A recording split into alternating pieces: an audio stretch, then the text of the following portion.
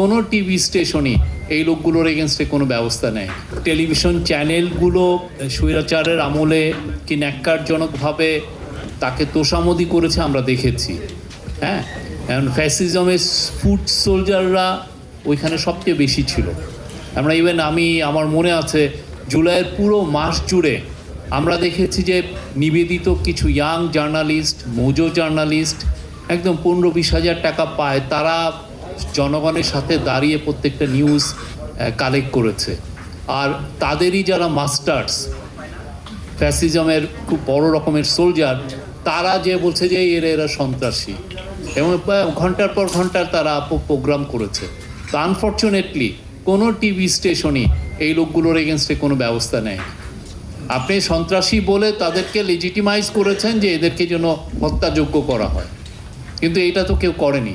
আমার মনে হয় যে এগুলা বলার সাথে সাথে আমাদের নিজের দিকে আয়নার দিকে আমি যখন গভর্নমেন্টকে বলি যে গভর্নমেন্ট আপনি আয়নার দিকে তাকান, আমারও তো আয়না আছে, আমি আয়নার সামনে দাঁড়াই না কেন? তো এগুলো বললে হয় কি বিটারনেসটা আরও তৈরি হয়। তো আমরা তো বিটারনেস, আমরা নতুন চ্যাপ্টারটা ওপেন করতে চাই। এবং এই যে এইখানে যে কথাগুলো বলে যে সংবাদপত্রের স্বাধীনতার পূর্ণ নিশ্চয়তা, অবশ্যই এটা দরকার। তবে আমি একটা জায়গায় দ্বিমত করি, গভর্নমেন্ট আপনার জন্য কোনো অ্যাডভার্টাইজমেন্ট আপনি গভর্নমেন্টের থেকে চাওয়া ঠিক না। এটা ইট করাপ্টস ইওর বিজনেস। গভর্নমেন্টকে আপনি বলতে পারেন যে রেগুলেটরি যাতে লেভেল প্লেইং ফিল্ড সবার জন্য থাকে, গভর্নমেন্ট যেন কারো প্রতি পক্ষপাত দুষ্ট না হয়। আপনি আপনার মতো কাজটা করে নেন, আপনার মতো আপনি বিজনেস করে নেন।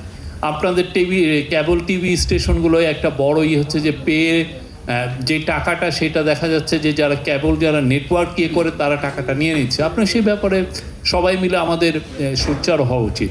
তো সেটা যদি আমরা না করে যদি গভর্নমেন্টকে বলি, তাহলে হবে কি তখনও আবার ওই একটা তোষামত গোষ্ঠী দাঁড়িয়ে যাবে, এবং এটা যে খুব এই ইন্ডাস্ট্রিতে খুব ভালো কিছু আনবে তা না।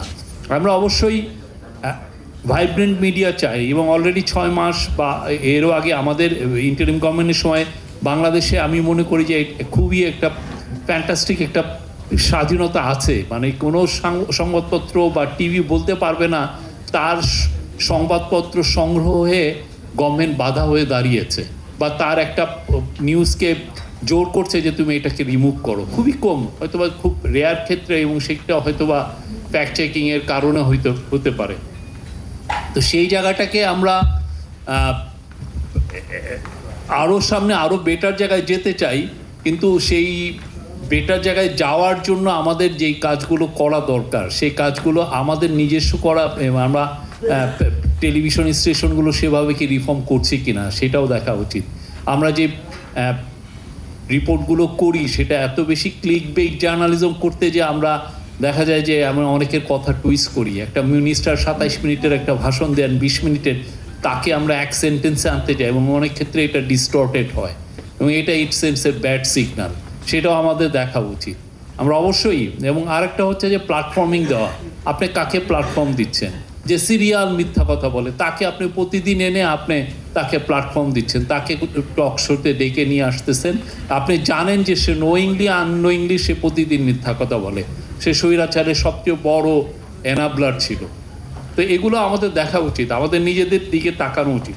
আমি আর কিছু বলবো না। আমার মনে হয় যে খুবই ভালো উদ্যোগ, বাংলাদেশের টিভি ইন্ডাস্ট্রি আরও ভাইব্রেন্ট হোক, এবং টেলিভিশন এডিটর্স কাউন্সিল তাদের যে রেসপন্সিবিলিটি নিয়ে এগিয়ে যাওয়ার চিন্তা ভাবনা করছে সেটা ঠিকমতো পালন করুক।